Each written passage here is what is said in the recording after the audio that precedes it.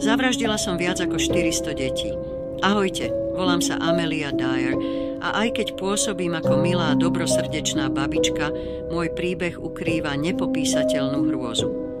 Narodila som sa v roku 1837 ako najmladšia z 5 súrodencov vo Veľkej Británii.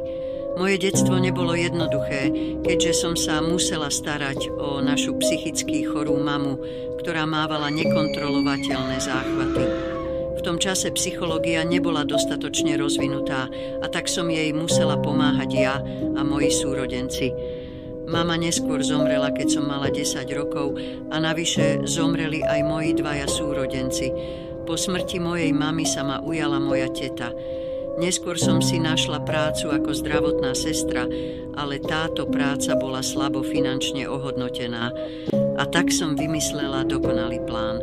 V tom čase fungovala v Anglicku